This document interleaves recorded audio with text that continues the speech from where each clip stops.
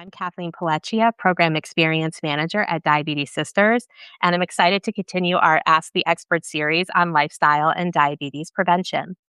Our theme for this series is Start Small, Start Strong, because every small step we take toward healthier lifestyle can help us make ourselves physically and mentally stronger. So today we're previewing our next topic, which is habit stacking, and we hope you will join us for a deeper dive in our full length Ask the Expert session next Thursday, July 30th at 12 Eastern, and you can find the link to join in the comments. We are proud to share that this event this program is supported by Eli Lilly, and we want to extend our heartfelt thanks for their ongoing support and commitment to advancing education and supporting women with diabetes or those at risk.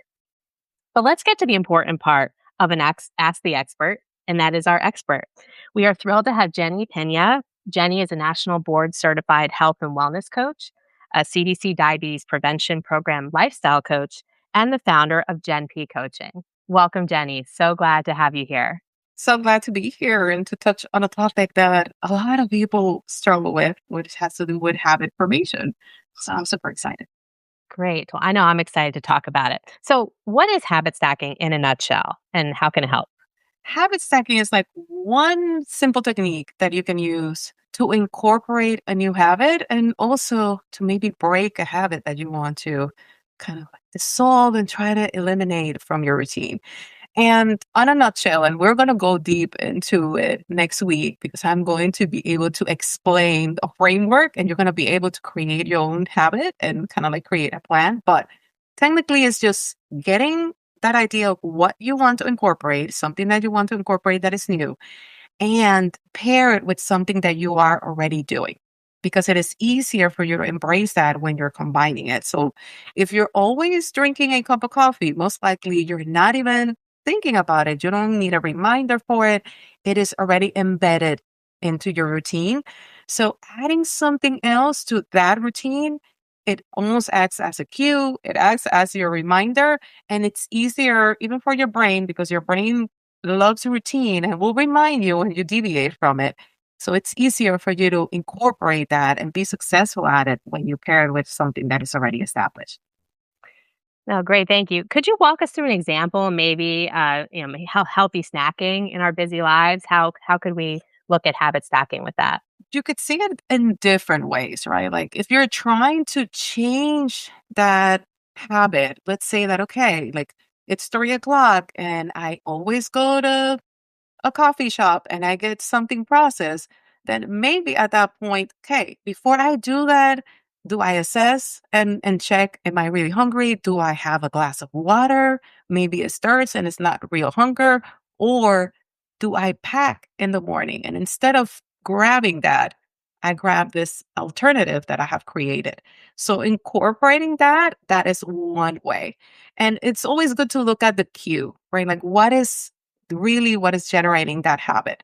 Because obviously, like when it comes to 3 p.m., we're all familiar with the 3 p.m. slump. Everybody feels like they need to pick me up.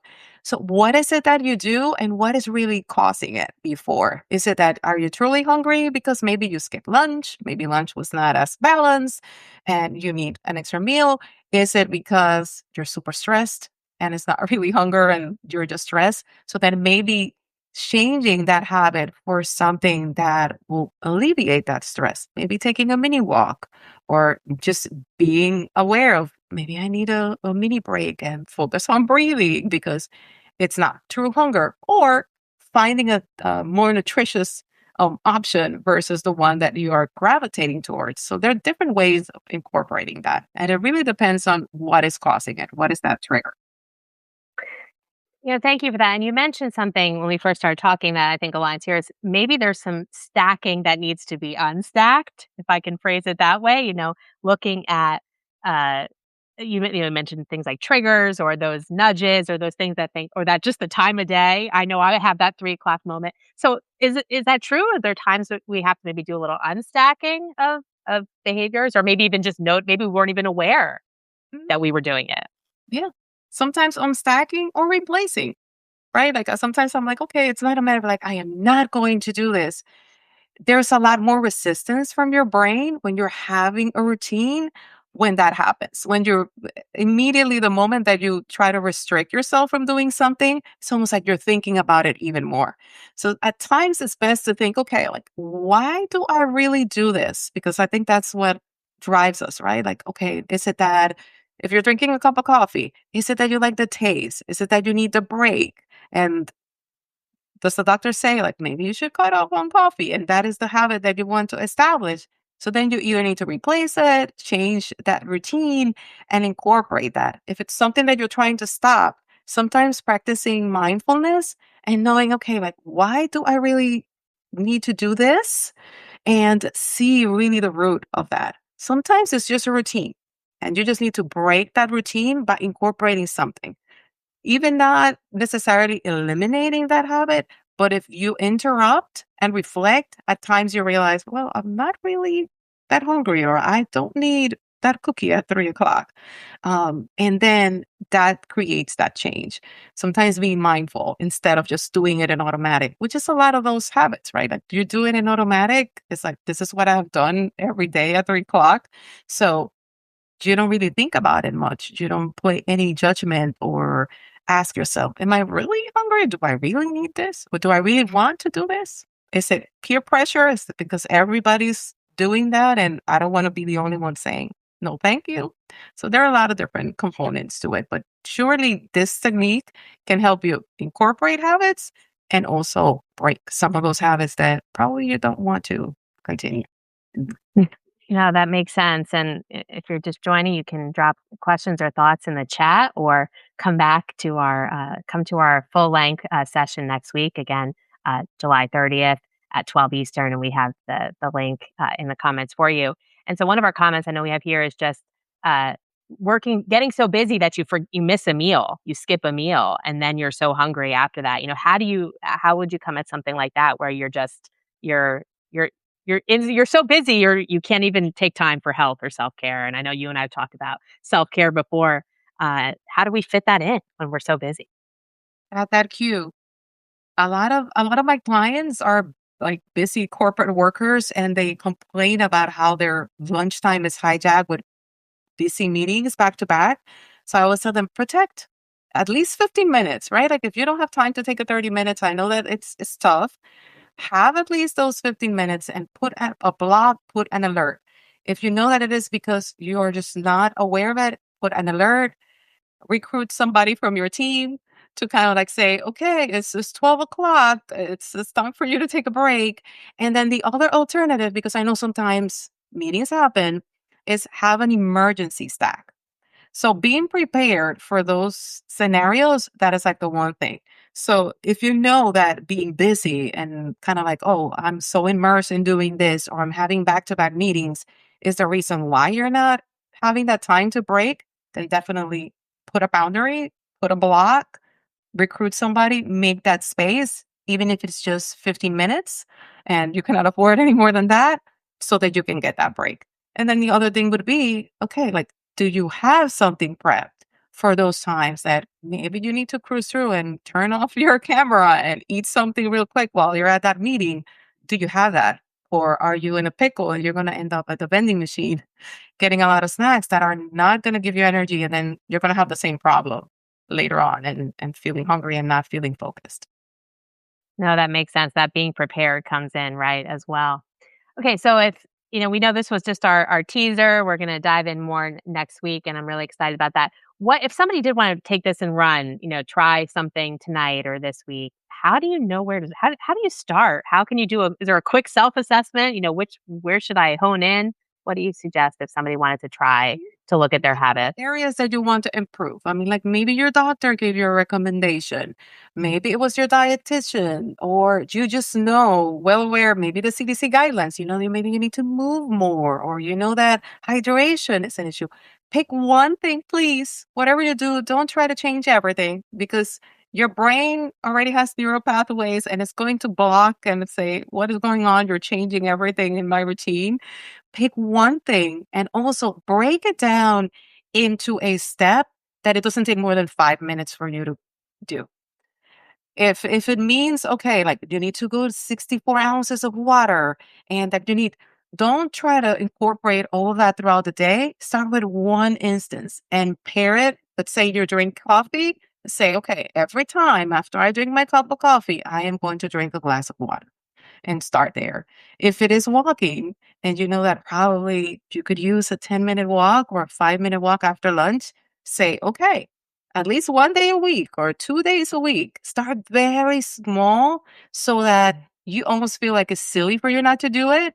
But guess what? That creates a dopamine effect and it creates that reward and you're going to feel better and you intrinsically are going to have that motivation to keep going and you're going to feel good and you're going to be like, oh, wait a minute. And then when you feel the benefits of that change, then you're going to be motivated even more to continue and then you can start them. That's how you build that routine and then it creates a habit and then you don't even have to think about it because it's part of your routine. I love the 5-minute idea because I think we can get that information or decision paralysis of or trying to change too many things at once. But if you're like something so simple that you really could do it or change it or add it in 5 minutes, I love that.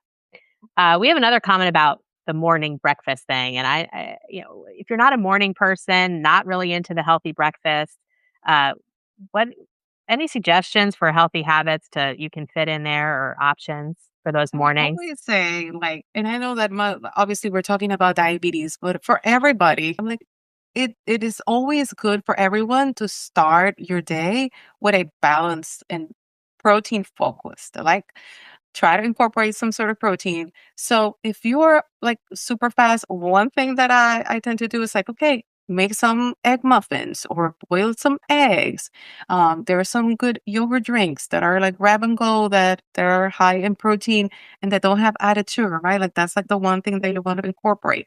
But always think about if you want to eat like a heavier breakfast, think about a balanced snack meal and start there. Because I know a lot of us kind of like are on the go and tend to skip it. But that would be like the one thing that I would say, like explore, make sure that there is some protein in there so that you can keep your energy levels stable. And think about the diabetes plate or the balance plate, right? Like protein, fiber, and some of the vegetables and fiber and fat, and then incorporate that. So that's what I would say. Great, thanks you. And as we come into our last couple minutes here, if anybody wants to drop any other thoughts or questions in the chat, or bring them with you next week. But as we're doing that, Jenny, any thoughts or sneak peeks or hints of what's to come in our session next week? I would say, I mean, like there is a tip sheet that is going to help you really create a program so that you can start incorporating habits. I think like a lot of us have an excess of information. Sometimes we know what we need to do is in the implementation where we kind of struggle a bit. So having a very clear framework as to how we're going to, okay, let's create a plan. This week, I'm going to focus on this one simple habit. And then when you feel that that is a little bit on autopilot, and if you need to shift, and if you're feeling the motivation, all of that we're going to actually cover next week so that you are able to really implement these habits and focus and have a clear plan. And that is even part of the tip sheet that I also provide. But Great. I know we're looking forward to it, and I consider coming together a little bit of self care for all of us, just to talk and have conversation. So, well, we were really excited to have this live conversation with you, and just again be excited for next week, Thursday the 30th. 12 noon Eastern time. We have the link in the comments and tied to the event. We'll also continue to share it on our social media. But we wanted to just thank everyone for the great conversation. Thank you, Jenny, for your time today. And also thank our sponsor, Eli Lilly, again for their continued support.